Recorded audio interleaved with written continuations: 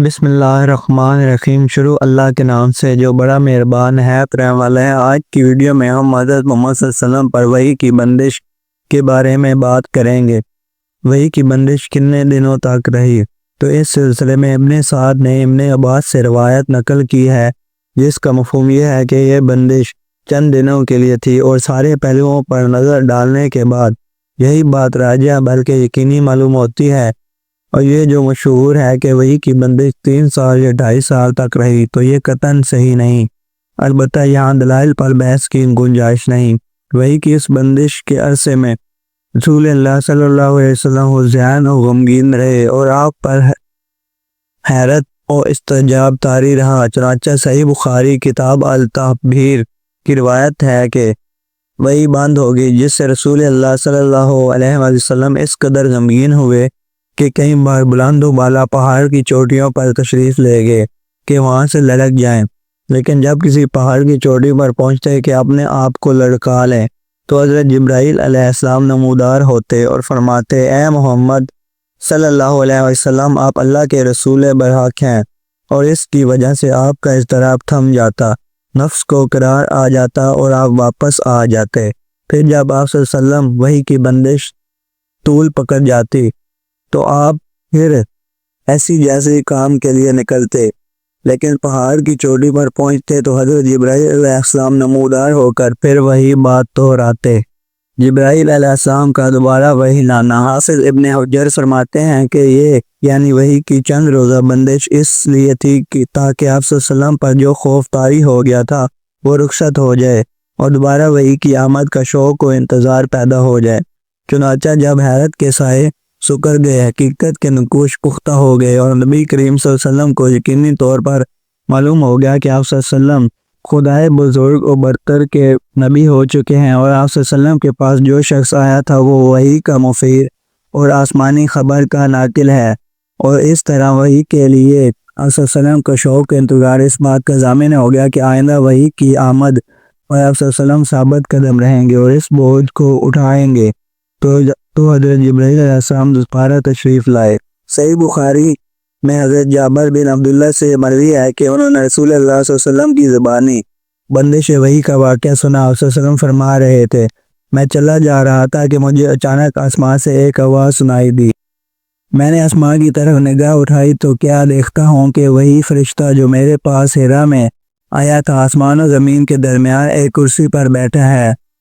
میں اس سے خوف زدہ ہو کر زمین کی طرف جا جھکا، پھر میں نے اپنے اہل خانہ کے پاس آ کر کہا: مجھے چادر اڑا دو، مجھے چادر اڑا دو۔ انہوں نے مجھے چادر اڑا دی۔ اس کے بعد اللہ تعالیٰ نے یا ایھا المدثر تک نازل فرمائی، پھر نزول وحی میں گرمی آ گئی اور وہ پیاپے نازل ہونے لگے۔ وحی کی بندش سے مراد وہ واقعہ ہے جب اللہ تعالیٰ نے کسی نبی یا رسول پر وحی نازل کرنا بند کر دی۔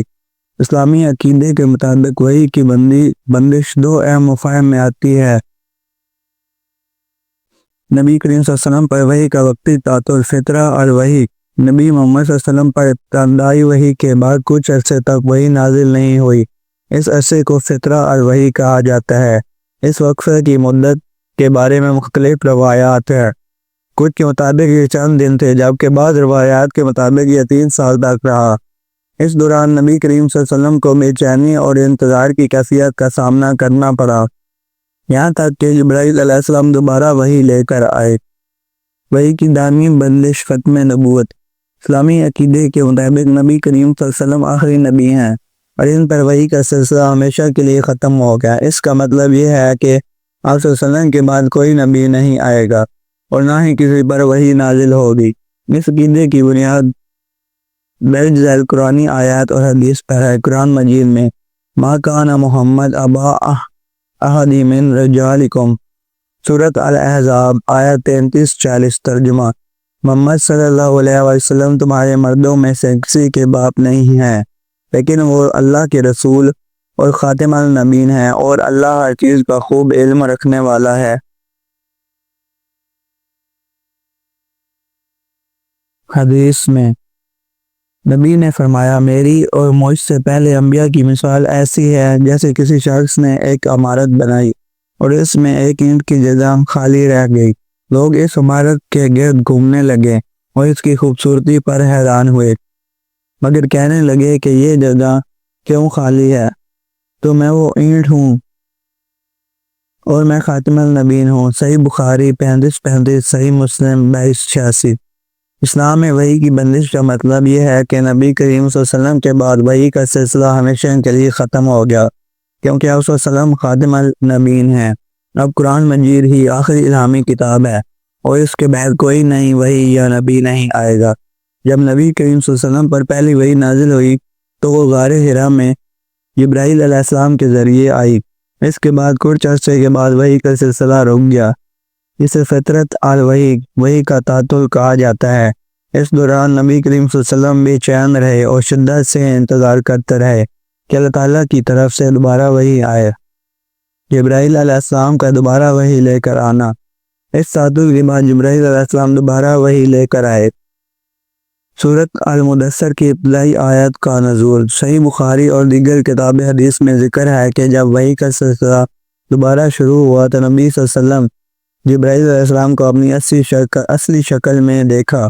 پھر وہ پہاڑ سے نیچے گھر آئے اور اپنی زوجہ خدیجہ سے فرمایا، زملونی زملونی، مجھے چادر اڑا دو، مجھے چادر اڑا دو۔ اس موقع پر سورۃ المدثر کی ابتدائی آیات نازل ہوئیں۔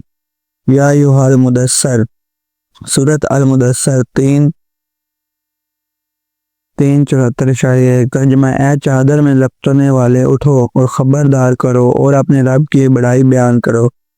نبی کریم صلی اللہ علیہ وسلم کا گھبراہٹ محسوس کرنا۔ جب نبی کریم صلی اللہ علیہ وسلم نے جبرائیل علیہ السلام کو آسمان پر اپنی عظیم شکل میں دیکھا تو وہ گھبرا گئے اور گھر آ کر حضرت خدیجہ رضی اللہ عنہ سے اپنی کیفیت بیان کی۔ حضرت خدیجہ رضی اللہ عنہ انہیں ورقہ بن نوفل کے پاس لے گئیں، جو ایک اہل کتاب عالم تھے۔ ورقہ نے تصدیق کی کہ یہ وہی ہے جو موسیٰ علیہ السلام پر نازل ہوئی تھی، اور کہا کہ نبی صلی اللہ علیہ وسلم کو ان کی قوم ستائے گی، مگر یہ اللہ کا سچا پیغام ہے۔ جبرائیل علیہ السلام کے دوبارہ وحی لے کر آنے سے نبی کریم صلی اللہ علیہ وسلم کی نبوت کی تصدیق ہو گئی اور باقاعدہ طور پر تبلیغ کا آغاز ہوا۔ اس کے بعد وحی کا سلسلہ مسلسل جاری رہا یہاں تک کہ قرآن مجید مکمل ہو گیا اور نبی کریم صلی اللہ علیہ وسلم کی وفات سے پہلے یہ وحی ہمیشہ کے لیے مکمل کر دی گئی۔ اس سے معلوم ہوتا ہے کہ وحی کی بندش تھوڑے دیر کے لیے رہی تھی۔ پہلی وحی آنے کے بعد حضرت محمد صلی اللہ علیہ وسلم بہت گھبرا گئے تھے، جس کی وجہ سے وحی کی بندش کچھ دنوں کو لے رہے، اور بعد میں حضرت محمد صلی اللہ علیہ وسلم کو معلوم ہو گیا کہ وہی اللہ کے آخری نبی ہیں اور ان کے بعد اور کوئی نبی نہیں آئے گا۔ اس کے بعد وحی حضرت جبرائیل علیہ السلام دوبارہ سے لانا شروع ہو گئے۔